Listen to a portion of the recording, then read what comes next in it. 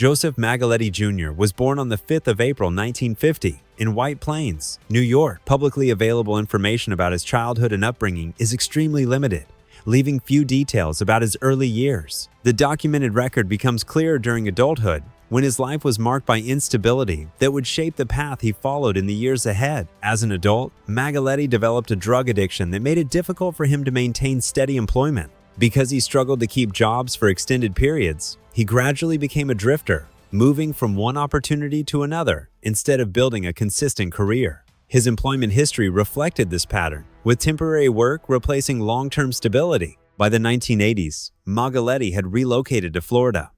There, he supported himself through a variety of occupations, including working as a cashier and later as a bouncer at a nightclub. These positions placed him in different social environments while he continued trying to earn a living despite his ongoing personal difficulties. One documented incident occurred on the 17th of May 1981 while Magaletti was working at the Crown Lounge. During his shift, he ordered a customer, 31-year-old Irene Rubin Zayas, to leave after she allegedly attempted to steal a drinking glass from the establishment. Approximately 10 minutes later, Zayas returned carrying a pocket knife and stabbed Magaletti in the stomach.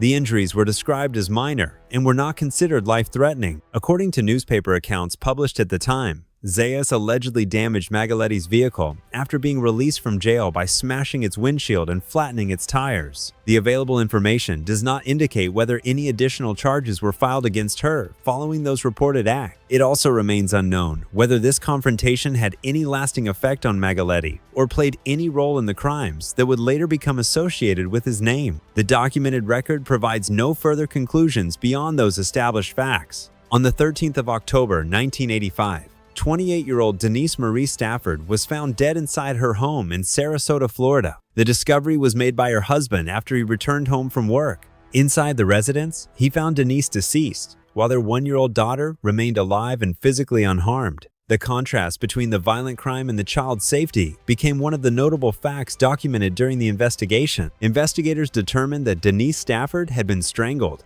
As they examined the crime scene, they identified several forensic observations that helped shape their understanding of what had occurred. According to their findings, Denise appeared to have been standing when the initial assault began. This detail suggested the attack started before she fell to the floor. Investigators also concluded that after the killing, the person responsible moved her body. During that movement, DNA was left on her clothing, creating evidence that would remain preserved for future examination. Despite these documented findings, the investigation did not immediately identify the person responsible. The available evidence was carefully collected and maintained, but the forensic technology available at the time was unable to produce the answers investigators were seeking.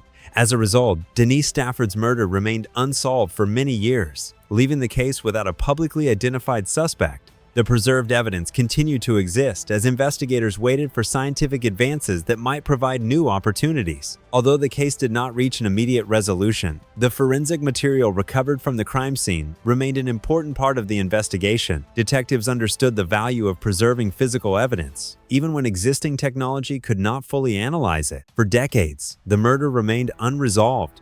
No public identification of a suspect emerged during that period, and the investigation continued without the breakthrough needed to move the case forward. Eventually, improvements in DNA analysis made it possible to re-examine evidence collected years earlier. Those advances would later allow investigators to compare preserved forensic material using methods unavailable in 1985. The evidence left on Denise Stafford's clothing ultimately became significant because later DNA testing connected it to Joseph Magaletti Jr., demonstrating how preserved forensic evidence and developing technology eventually transformed a case that had remained unsolved for many years. On the 9th of January 1987, 19-year-old Elizabeth Lisa Zia finished her shift at Network Video in Sarasota, Florida. As she left work, witnesses saw her walking through the shopping plaza parking lot with an unfamiliar man toward her vehicle, a red 1980 Toyota Corolla. The pair were later reported to have been seen driving away together in the car. After that sighting, all known traces of Lisa Zia disappeared, and concern quickly grew about her whereabouts. The following day, a passerby walking through a residential area in Sarasota noticed a parked vehicle that appeared unusual.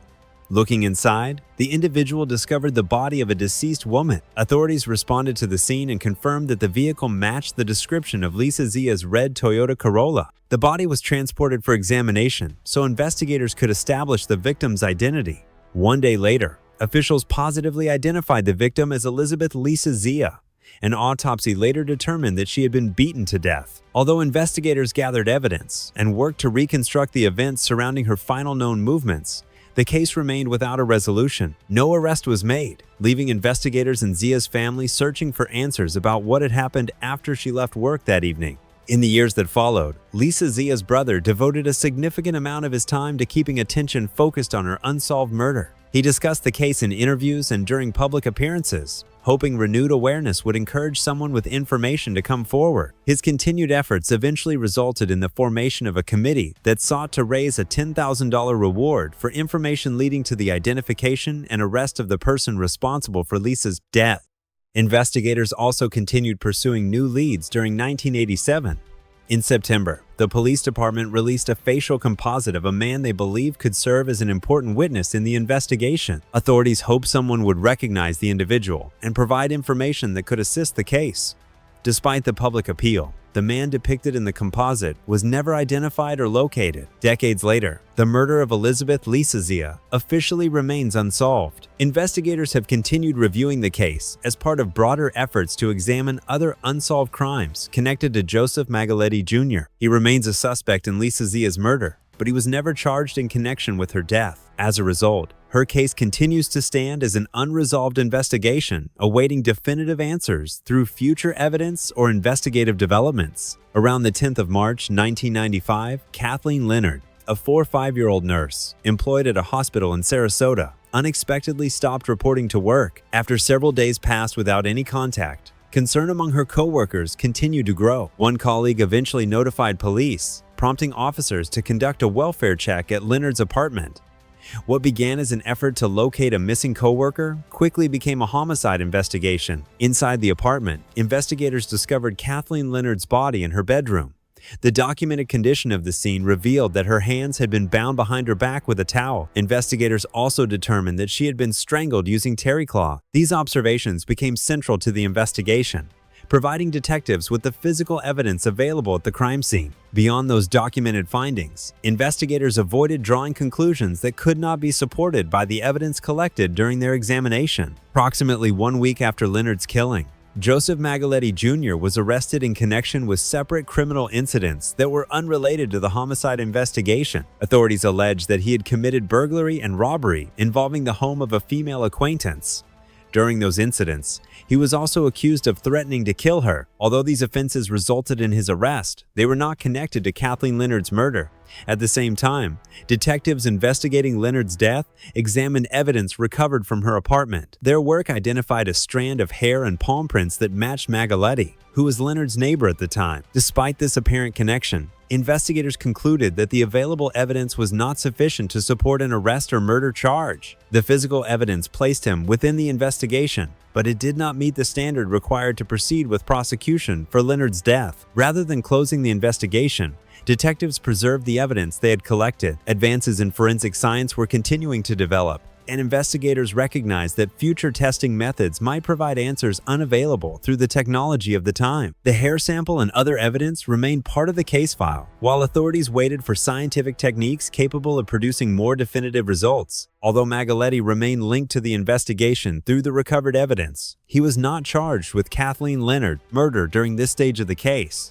The investigation therefore remained unresolved, with preserved forensic evidence representing the strongest possibility that future scientific advancements could eventually clarify what existing investigative methods could not conclusively establish. Approximately 5 years after Kathleen Leonard's murder, investigators returned to the evidence collected from her apartment with renewed optimism. Although a strand of hair and palm prints had previously connected Joseph Magaletti Jr. to the crime scene, those findings alone had not been considered strong enough to support a murder prosecution. Rather than abandoning the investigation, detectives preserved the evidence, believing future scientific advances might provide clearer answers. The preserved hair evidence, together with a sample obtained from Magaletti, was submitted to a laboratory in North Carolina for additional forensic examination. By that time, touch DNA analysis had developed into a valuable investigative tool capable of identifying biological material that earlier testing methods could not fully evaluate. The laboratory's analysis confirmed that Magaletti had been present at the crime scene during Kathleen Leonard's murder, providing investigators with the evidence they had previously lacked. Following the DNA results, authorities arrested Joseph Magaletti Jr. and formally charged him with Leonard's murder. Throughout the legal proceedings, Magaletti consistently denied responsibility for the killing. His denials remained unchanged as prosecutors presented the forensic evidence supporting the case. After the evidence was examined in court, the proceedings concluded with a conviction. On the 15th of June 2001, Joseph Magaletti Jr. was found guilty of murdering Kathleen Leonard and was sentenced to life imprisonment. The conviction marked a significant moment in the investigation because it demonstrated how advances in forensic science could transform evidence that had once been considered insufficient into the foundation of a successful prosecution. The case illustrated the growing importance of DNA technology in resolving serious crimes that had remained beyond the reach of earlier investigative methods. Following the trial, Magaletti was transferred to an undisclosed correctional facility within Florida to serve his life sentence. He remained incarcerated there for the rest of his life, with no change to his conviction or sentence described during that period. On the 16th of February 2015, Joseph Magaletti Jr. died while serving his life term. His death closed the chapter on his imprisonment, but the forensic techniques that secured his conviction continued demonstrating their value in examining older criminal investigations and preserved evidence from unresolved cases across the state. 6 years after Joseph Magaletti Jr. died in prison, investigators returned to evidence collected decades earlier from the 1985 murder of Denise Marie Stafford. Advances in DNA testing allowed forensic specialists to re-examine biological material recovered from Stafford's clothing. The new analysis linked that evidence to Magaletti, providing investigators with a significant breakthrough in a case that had remained unsolved for many years. As detectives reviewed the circumstances surrounding the murder, they also examined Magaletti's connection to the Stafford family. Investigators determined that he had worked at the same nightclub as Denise Stafford's husband. According to their findings, Magaletti likely knew his co-worker's work schedule, had previously visited the Stafford residence, and had sold seat covers to Denise Stafford. Combined with the DNA evidence, investigators concluded that these findings would likely have supported an arrest had Magaletti still been alive to face prosecution. The posthumous identification did not end the investigation. Instead, it expanded its scope. Law enforcement began examining whether Magaletti could have been responsible for additional unsolved crimes committed in Sarasota or elsewhere across Florida. Detectives continued reviewing available evidence from other cases to determine whether any further links could be established through forensic analysis or investigative records. Magaletti also remains a suspect in the unsolved 1987 murder of Elizabeth Lisa Zia. Although that case has not resulted in criminal charges against him, investigators continue to consider his possible involvement while the homicide remains officially unsolved. Based on the documented record, Joseph Magaletti Jr. was convicted during his lifetime of one murder, was posthumously linked through DNA evidence to an earlier homicide, and continues to be investigated as a possible suspect in other unresolved cases. Those investigations remain ongoing.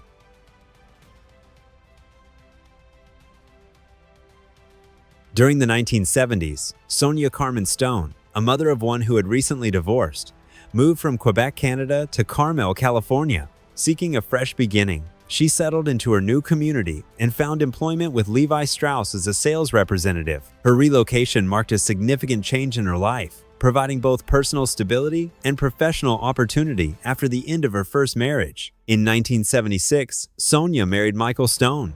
Together they had a child, adding another chapter to her growing family. However, the marriage eventually ended in divorce after several years. Rather than leaving California, Sonja decided to remain there and continue building her life. According to the available information, her daily routine was ordinary, and nothing suggested that tragedy would soon interrupt it. Everything changed on the 15th of October 1981. Around noon that day, Sonja's friend, Caroline McBride, arrived and discovered Sonja's body inside her home. The discovery immediately brought investigators to the scene, where they began documenting the circumstances surrounding her death.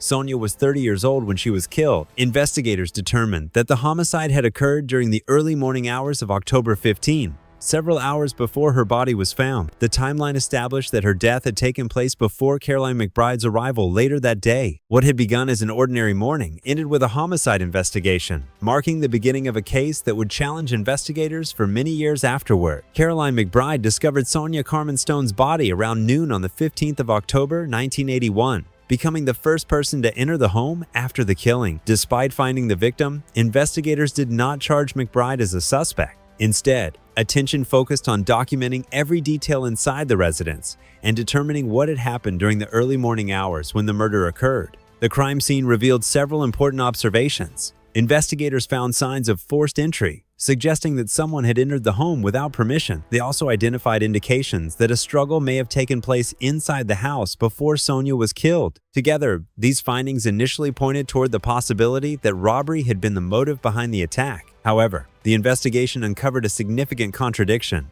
Although the scene appeared consistent with a break-in, nothing valuable had been taken from the residence. The absence of stolen property complicated the theory of robbery and left investigators without a clear explanation for the violence. The physical evidence raised important questions, but provided few definitive answers about the circumstances surrounding the crime. Authorities carefully documented the condition of the home and the evidence available at the scene. Even so, the investigation soon lost momentum because no clear suspect emerged and no conclusive evidence directly identified the person responsible. While these early crime scene findings would later become important as the investigation continued, investigators at this stage were left with observations that established what had occurred inside the residence, but not who committed the murder. The investigation took a new direction when Michelle Wilson came forward with information for detectives. Wilson, who was a friend of Michael Glazebrook, stated that Glazebrook had been at the scene when Sonja Carmen Stone was murdered because he lived directly across the street from Sonja.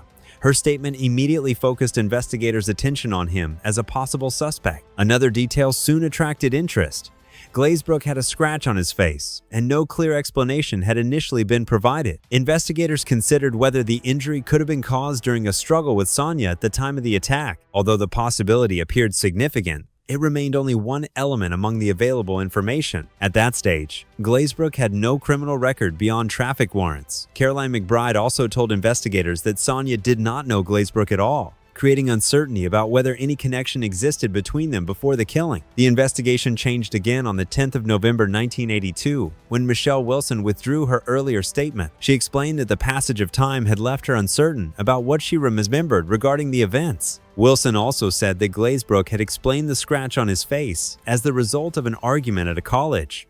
Her revised account removed the certainty that investigators had relied upon. Without her original testimony, the strongest lead against Glazebrook was significantly weakened, leaving the investigation with fewer direct links connecting him to Sonja's murder at that time. During the court proceedings, the prosecution faced increasing difficulty as conflicting testimony began to weaken the case against Michael Glazebrook. One significant point of dispute involved the injury that investigators had considered potentially important during the investigation. While questions had surrounded the mark on Glazebrook's face, his parents, Walter and Jean Glazebrook, testified that they had never noticed any scratch on their son's face. Their testimony directly conflicted with earlier claims that had drawn attention to the injury. As the trial continued, the judge evaluated the available evidence and determined that it was insufficient to establish a direct connection between Glazebrook and Sonja Carmen Stone's murder. Without enough reliable evidence linking him to the crime, the court dismissed the case, bringing the first prosecution to an end. The legal proceedings did not stop there.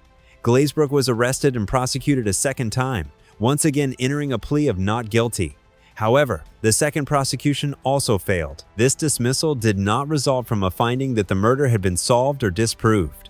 Instead, it centered on the methods investigators had used while gathering evidence. The court ruled that blood samples obtained from Glazebrook, along with statements he made to a former FBI agent, could not be used because they had been acquired through improper investigative procedures. Glazebrook had originally been arrested because of traffic warrants before being questioned about Sonja's murder. Based on those circumstances, the court concluded that the disputed evidence had been obtained unlawfully and classified it as the legal doctrine commonly described as fruit from a poisonous tree, With critical evidence excluded, the prosecution lost material it had relied upon to support its case. The repeated dismissals demonstrated how procedural rulings shaped the legal process, preventing the court from considering evidence that investigators believed was significant. Rather than resolving the question of responsibility, the courtroom proceedings ended, with the charges dismissed because the available admissible evidence was judged insufficient under the law. After the earlier prosecutions failed, investigators continued receiving information from people living near Sonja's home. Several neighbors claimed Michael Glazebrook had not been home when the murder occurred. They reported that his green pickup truck was absent from the property, and one witness said they saw him driving away around the relevant time. Questions also remained about the injury on Glazebrook's face. Michelle Wilson told investigators that Glazebrook had explained the wound resulted from an argument at a college. Glazebrook later offered a different account, stating that a piece of plexiglass struck his face while he worked on a boat in his backyard. Emergency room physician Dr. Robert Cushing testified that the injury did not appear consistent with a fingernail scratch and said he treated the wound the day after the murder. The investigation faced additional setbacks. Some witness statements recorded in written reports reportedly differed from testimony later given in court. Investigators also acknowledged destroying their original interview notes after preparing typed reports. Glazebrook stated he had been playing softball on the day of the murder, yet none of his teammates were contacted. On the 8th of December 1983, the murder charges were dropped again, and the investigation became a cold case. In 2021, approximately 40 years after the murder of Sonja Carmen Stone, detectives in California reopened the investigation with a renewed focus.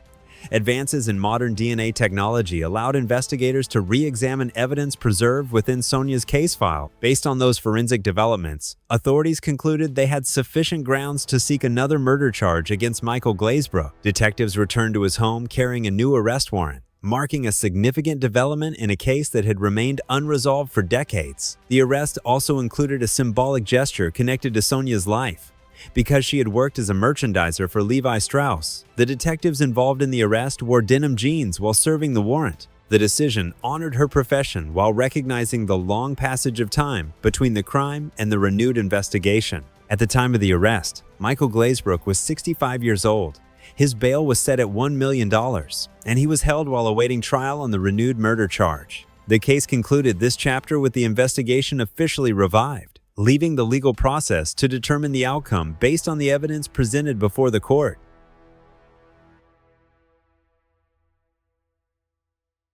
In June 2000, the body of 5-year-old Kimberly Dietz Lavisi was discovered in Cooper City, southwest of Fort Lauderdale, Florida. Her death marked the beginning of what would become one of the most demanding serial murder investigations faced by law enforcement in the state. At the time, investigators could not know that this case would soon be connected to additional killings, transforming a single homicide investigation into a far more complex search for answers. Florida had already experienced numerous serial murder cases involving offenders whose crimes eventually ended with arrests and convictions. Those investigations had challenged authorities, yet they ultimately reached clear conclusions. The murders that began with Kimberly Dietz Lavisi, however, would prove different.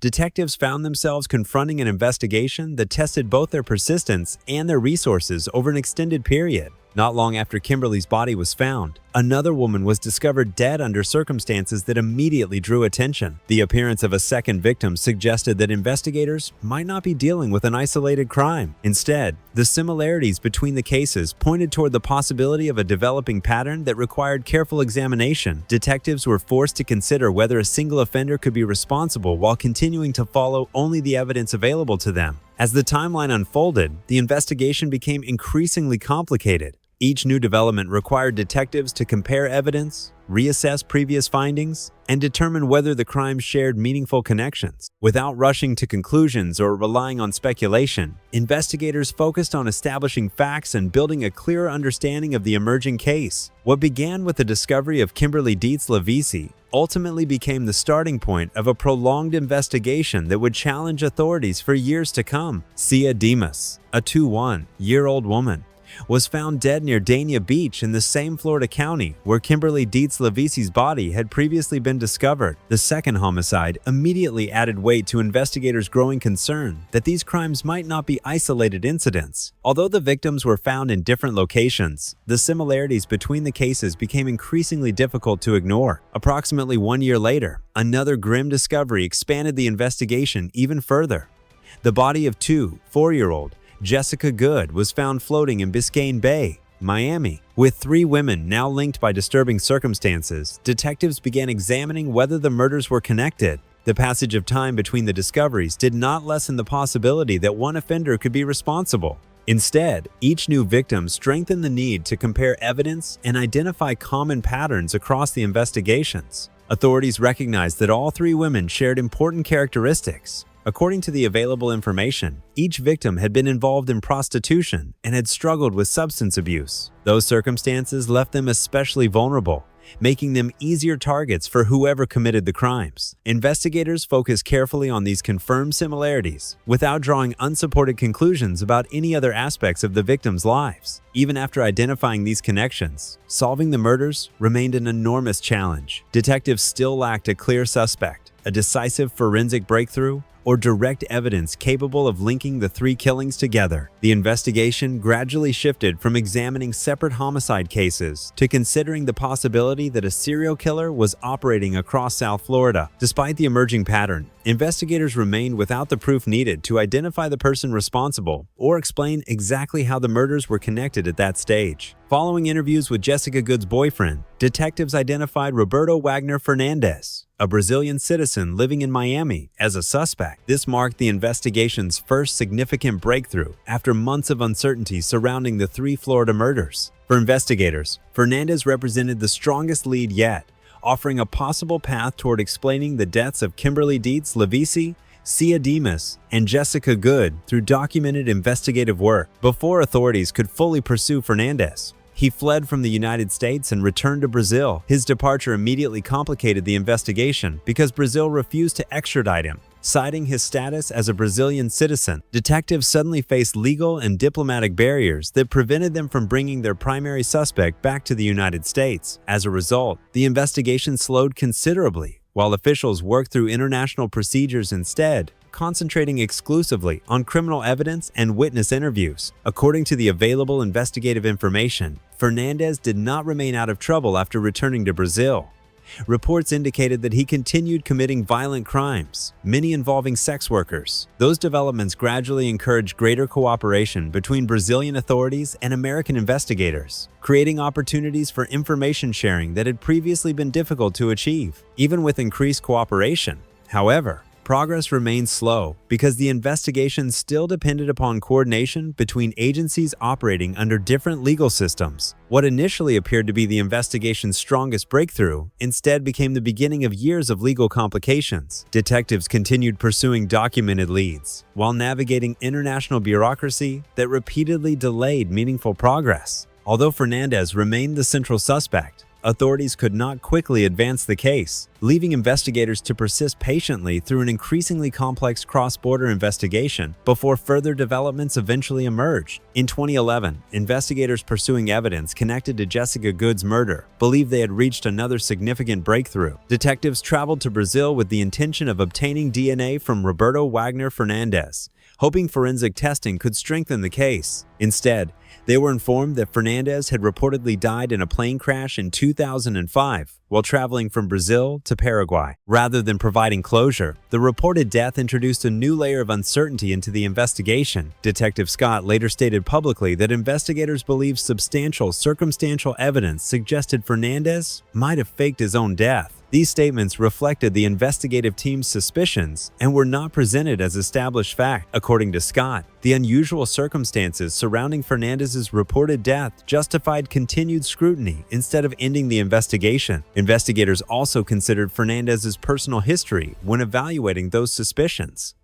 According to the available information, he had accumulated numerous enemies throughout his life. Among them were individuals connected to his acquittal in the murder of his wife, as well as members of her family who allegedly wanted revenge. Detectives believe these circumstances contributed to the lingering questions surrounding his reported death, although they did not establish that he had survived the crash. Despite the unanswered questions, investigators refused to abandon the case. Detectives continued working with the United States Justice Department, the Federal Bureau of Investigation, and the Brazilian National Police. Coordinating efforts across two countries required patience, persistence, and cooperation between multiple government agencies. Although progress remained slow, the investigation continued through international collaboration, with authorities committed to pursuing available evidence and determining whether Fernandez could still be conclusively linked to the Florida murders, despite the uncertainty surrounding his reported death.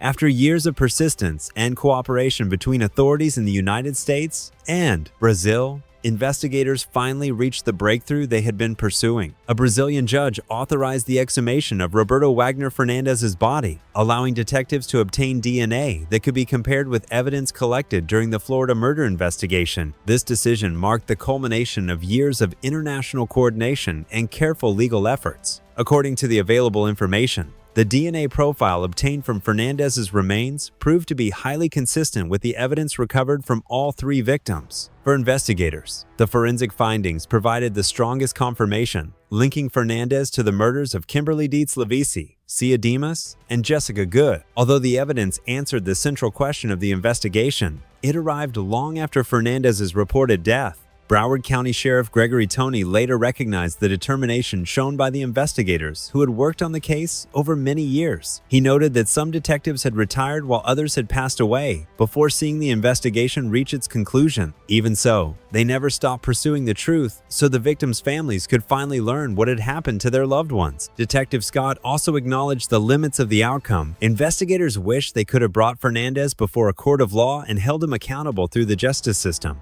But that opportunity never existed. Instead, the case reached its resolution through forensic evidence rather than prosecution. While Fernandez was never tried for the murders, establishing the truth provided long-awaited answers for the families. Although complete justice could not be achieved, investigators considered identifying the person responsible an important and meaningful conclusion to the years-long investigation.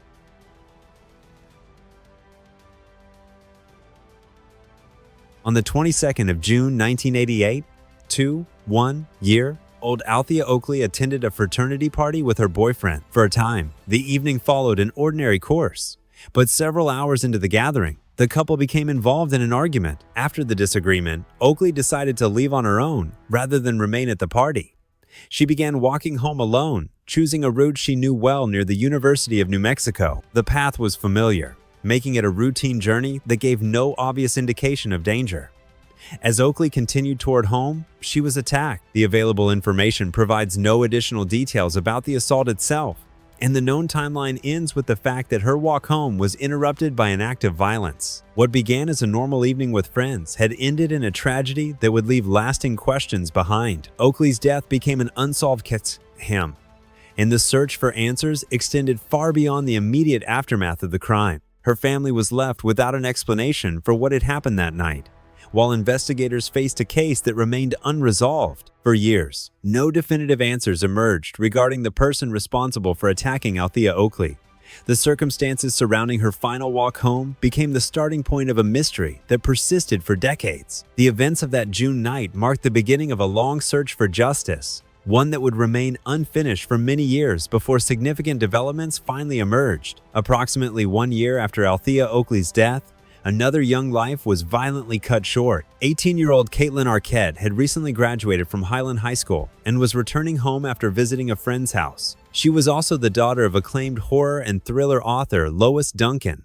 During her drive home, Arquette was shot. After being struck, her vehicle drifted across 3 lanes of oncoming traffic before crashing into a light pole near Arnold Street Northeast. At the time, there was no indication that Kaitlin Arquette's killing shared any connection with the earlier murder of Althea Oakley. The two cases appeared separate, leaving investigators and families to search for answers independently. Yet the emotional consequences were remarkably similar, as both families faced overwhelming grief while waiting for explanations that never seemed to come. For Lois Duncan, the loss of her daughter changed the direction of her life and career. She stopped writing horror and thriller novels, turning instead to children's books while continuing her search for the truth about Kaitlin's death. Her determination reflected the enduring pain carried by families when justice remains out of reach. The Oakley family also continued seeking answers through the passing years.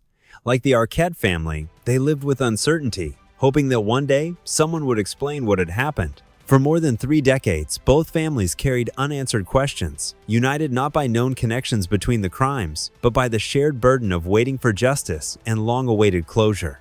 On the 20th of July 2021, the investigation reached a turning point that few believed would ever happen. Nearly 32 years after the murders of Althea Oakley and Kaitlin Arquette, a 53-year-old man named Paul Apodaca contacted the University of New Mexico police with information about crimes committed decades earlier. During his conversation with investigators, he admitted responsibility for killing both women. For detectives, the confession immediately became the most significant development in either case since the original investigations. Investigators compared Apodaca's statements with the known facts surrounding both murders. According to the information they gathered, his account aligned with details that had been established through the investigations and matched the circumstances surrounding each victim's death. The consistency between his testimony and the existing evidence transformed the confession into a major investigative breakthrough. As detectives continued documenting his statements, they also examined his background during the period when the crimes occurred. Apodaca explained that he had worked as a security aide at what was then known as TVI, an institution now called Central New Mexico Community College. That employment placed him within the broader setting connected to the events investigators had spent decades attempting to understand. For the families who had waited more than 3 decades without answers,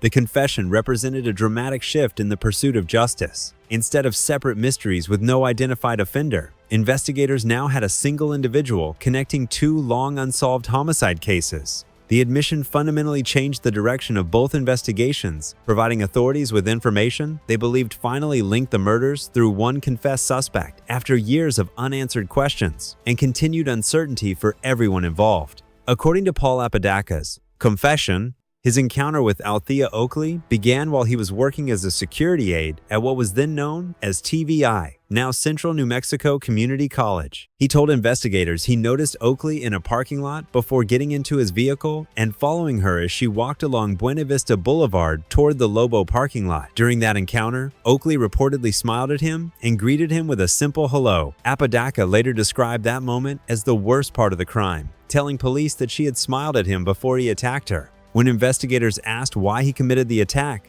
Apodaca offered his own explanation. He said he had developed hatred toward women because, in his view, they chose men who treated them badly instead of those who tried to be kind. He explained that jealousy and resentment had grown over time until he ultimately released those emotions through violence.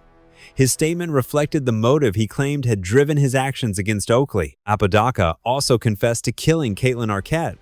According to his account, Arquette had stopped her vehicle at an intersection when he fired at her. After the shooting, her car drifted across 3 oncoming lanes of traffic before crashing into a light pole. His confession matched important details already known about the crime. Investigators also noted that a gray Volkswagen Beetle belonging to Apodaca had been found parked suspiciously near the scene at the time of Arquette's murder. Despite its presence, no effort was made to bring him in for questioning during the original investigation. When officers later asked why he had targeted Arquette, Apodaca answered that she was simply at the wrong place at the wrong time. His confession connected both killings while providing investigators with explanations that aligned with significant details from each case and their investigations.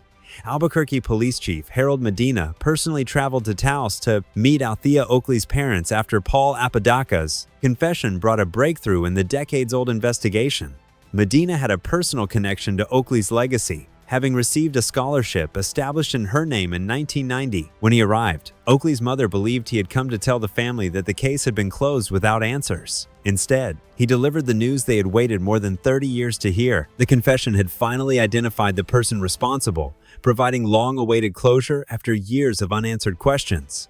The investigation also revealed significant information about Apodaca's background. Between 1988 and 1990, he worked as a security aide at TVI, now known as Central New Mexico Community College. Ironically, part of his job involved supervising parking lots and helping ensure that women reached their vehicles safely, while also watching for criminal activity around parked cars. Authorities noted that his violent criminal history extended back to his juvenile years. More recently, in 2021, He pleaded guilty to aggravated assault with a deadly weapon and received a sentence of 3 years of supervised probation. Police also stated that Apodaca was homeless. In addition to confessing to the deaths of Althea Oakley and Kaitlin Arquette, he admitted killing a third woman in 1988. Investigators said they believed they knew her identity and were speaking with her family, but they were not prepared to release her name publicly. Authorities charged Apodaca with first-degree murder in the death of Althea Oakley because investigators believe that case contained the strongest available evidence. Police explained that additional charges by Sovens could follow as more evidence was reviewed alongside his confessions. When officers asked why he had finally decided to confess, Apodaca said he regretted waiting so long to reach that point. He acknowledged that what he had done was evil and dark, adding that the Word of God had helped him confront his actions and ultimately admit responsibility. Michelle Wyatt was born and raised in San Diego, California, where she spent her childhood and later attended Patrick Henry High School. She graduated in 1977, completing an important stage of her education before continuing toward the goals she had already set for herself. By October 1980, Michelle was attending Grossmont College while also working as a cashier at a Safeway store in Mission Hills. Balancing school with employment reflected the determination that people close to her consistently admired. Those who knew Michelle described her as ambitious, independent, and focused on building the future she wanted. Her father, Raymond Wyatt, later spoke about her strong sense of purpose, explaining that from a young age she had always known what she wanted from life. He remembered her as someone who worked hard, earned good grades, and remained committed to achieving her personal goals through steady effort and responsibility. Outside of school and work, Michelle enjoyed spending time outdoors. She especially loved activities such as scuba diving and skating, interests that reflected her appreciation for adventure and recreation. Friends also remembered another defining quality. They described Michelle as a genuinely kind and considerate person who found it difficult to say or do anything that might hurt someone else's feelings. Her gentle nature left a lasting impression on the people who spent time with her. Michelle's education, work ethic, independence, and caring personality shaped the life she was building in San Diego. She was pursuing college, maintaining a job, and surrounding herself with friends and family who respected her determination. Everything known about her pointed towards someone with clear ambitions and a thoughtful character. Those qualities defined Michelle Wyatt before the events of the 9th of October 1980. Forever changed her family's future. On the 9th of October 1980, Michelle Wyatt spent the evening with her boyfriend, enjoying a relaxed night together that included playing pool and having fun. Nothing about those hours suggested that the night would end in tragedy. After midnight, at approximately 1 a.m., her boyfriend left Michelle's condominium and locked the door behind him before leaving the property. Sometime after he departed, residents living in neighboring condominiums reported hearing a scream coming from Michelle's home. Despite hearing the disturbing sound, no one contacted emergency services. The scream would later become one of the final known moments connected to Michelle before investigators uncovered the crime scene. When detectives examined the condominium, they found no evidence of forced entry. There were no signs indicating that the person responsible had broken through a door or window to gain access. The condition of the residence suggested that whoever entered had done so without forcing their way inside. Investigators immediately secured the scene, gathered witness statements, and searched carefully for physical evidence that could explain what had happened. Every available clue was examined, and numerous investigative efforts were undertaken in an attempt to identify the individual responsible. Even with those efforts, the case resisted straightforward explanation. Detectives were unable to identify a suspect, and the investigation remained a source of frustration for everyone assigned to it. DNA testing was also viewed as a possible path toward identifying the offender. Investigators hoped the available evidence would provide clear answers and reveal the person's identity. Instead, the testing failed to produce the breakthrough they needed. Although substantial investigative work had been completed, there was little meaningful progress towards solving the case. As the years passed without a suspect or decisive forensic result, the investigation gradually lost momentum. Despite the extensive work already invested, no immediate resolution emerged, and the case eventually became inactive for several years. While Michelle Wyatt's killing remained officially unsolved, awaiting future investigative developments that might finally provide long-awaited answers. Years after Michelle Wyatt's investigation had gone cold, a retired San Diego sex crimes and homicide detective decided to examine the case again. Instead of accepting the unanswered questions that had lingered for years, he carefully reviewed the available evidence and focused on one detail that continued to stand out. There were no signs of forced entry into Michelle's condominium. suggesting the person responsible entered without breaking the door or window. Based on that fact, the detective developed a theory about how the offender may have gained access. He believed Michelle would have been unlikely to open her door to a stranger at around 1 a.m. Instead, he concluded that the individual responsible had probably been watching her movements. According to his theory, the offender likely approached the condominium only moments after Michelle's boyfriend left, knocking on the door in a way that made it seem as though her boyfriend had simply returned after forgetting something. In June 2000, investigators renewed their efforts through additional DNA testing. The examination revealed 2 separate DNA profiles collected from the crime scene. One profile belonged to Michelle's boyfriend, who was later eliminated as a suspect. The second profile belonged to an unidentified individual. However, when investigators compared that DNA with the National Criminal DNA Database, no matching profile was found. Investigators continued searching for answers over the following decades. As DNA technology improved, they repeatedly tested the unidentified profile, hoping that a future comparison would finally identify the person responsible. Despite these continuing efforts and significant advances in forensic science, every search produced the same result. The unknown DNA remained unmatched, leaving Michelle Wyatt's case without a confirmed suspect for many more years. After repeated attempts to identify the unknown DNA profile through traditional criminal databases produced no results, investigators adopted a different approach. They turned to genetic genealogy, a method that compares DNA with relatives rather than relying solely on direct matches in law enforcement databases. This decision finally produced the breakthrough the investigation had lacked for decades. Through genetic genealogy, investigators identified the unknown contributor as John Patrick Hogan. Hogan was 18 years old when Michelle Wyatt was killed.